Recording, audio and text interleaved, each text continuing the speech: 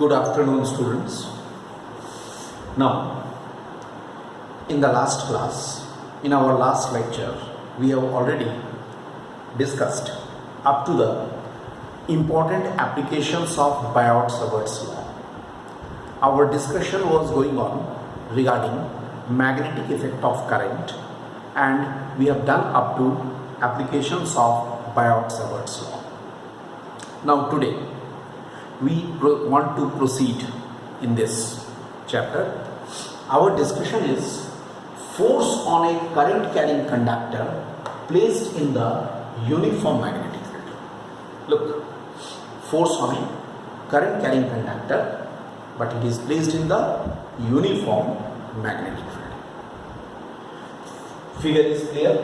This is a conductor of length L and uniform cross section, area of cross section capital A. Alright, it is placed like this along the y-axis. This is the positive y-axis. This is the z-axis, vertical, along which the uniform magnetic field is acting.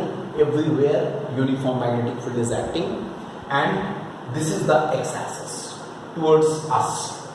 Origin is here, towards us it is the x-axis. Current is flowing along the positive y direction. Current is flowing along the positive y direction. I is the current. I hope this is the figure that is clear. In this, what we are getting, let us consider that small n is the number of electrons per unit volume of the conductor. It's a constant. Number of electrons per unit volume. Then, what will be the total number of electrons in the conductor? N, capital N, should be small n into volume of the conductor, A into L. This is the total number of electrons contained in the conducting rod, conducting wire. It's alright. Now, if the current is flowing in the positive y direction, then the electron will be moving in the negative side. This is the electron. Electron movement is shown like this. Okay, this is electron minus E. Minus E means electron. Okay, then this electron will experience the magnetic Lorentz force. Okay, so what we will write? Magnetic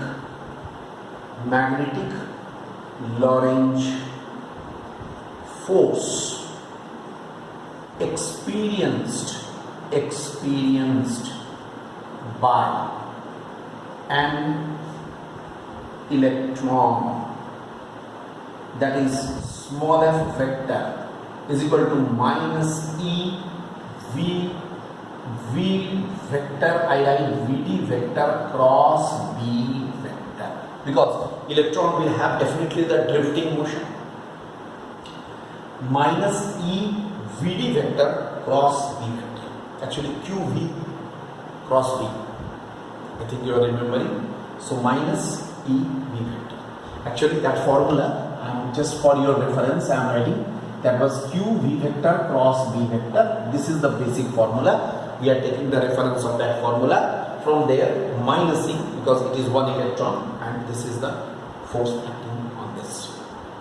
Alright, then total force experienced by the conductor, the whole conductor will experience how much force? Capital F vector is equal to capital N into small f vector. Capital N is the total number of electrons into small f vector, force on each electron. That means it should be equal to N is NaL, and here we write minus E Vd vector cross B vector. Look, this way we can write. Then what is F vector? That should be equal to NaE.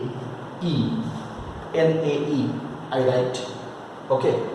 and here I write minus L into VD vector cross B vector. I hope you got this point. Next step, what I have done, E I have taken this side, E, and L is taken inside. It is written here in this way.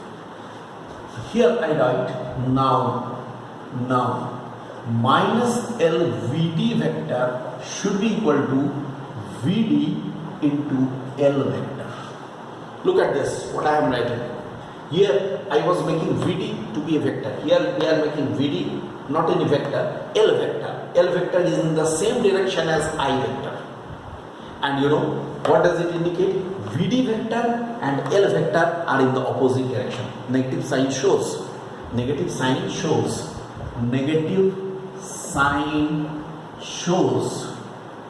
that VD vector and L vector are in opposite direction. Obviously, VD vector will be in the direction of the electron motion, whereas L vector will be in the direction of the current.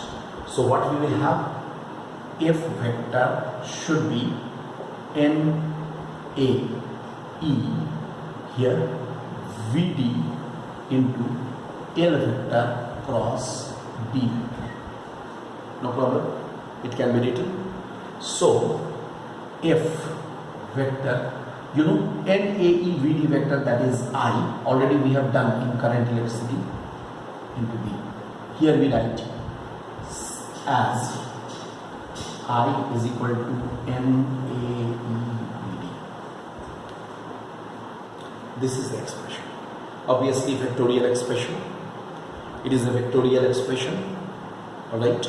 And what we can say, according to the cross product, it can be said L vector is in this direction, B vector is in upward direction, L cross B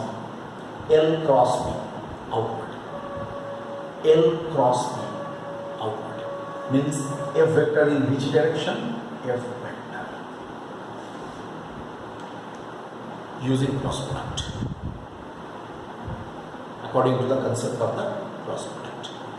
This is the vectorial formula, and F is equal to definitely ILB into sine theta, where theta is the angle between L vector and B vector. L vector and B vector, which is here 90 degree. It's not necessary always it will be 90 degree. So I can say first point, for theta equal to 0 and pi, sine theta should be 0, so F should be 0. That means the conductor will not experience any force if it is placed either parallel or anti-parallel to the field. If the conductor is placed either parallel or anti-parallel to the field, it won't experience any force. And number 2, for theta equal pi by 2, then sine theta must be 1. In that case, it is the maximum force experienced. ILB is the maximum value.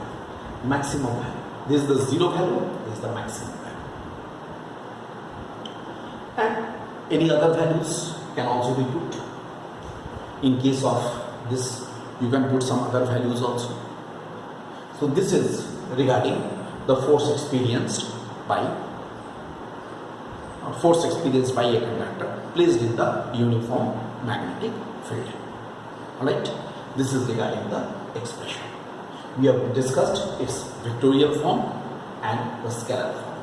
Both we have come across. So ultimately we can say this is the vector form and this is the scalar form. Look at this. This is the whole discussion about it. Alright.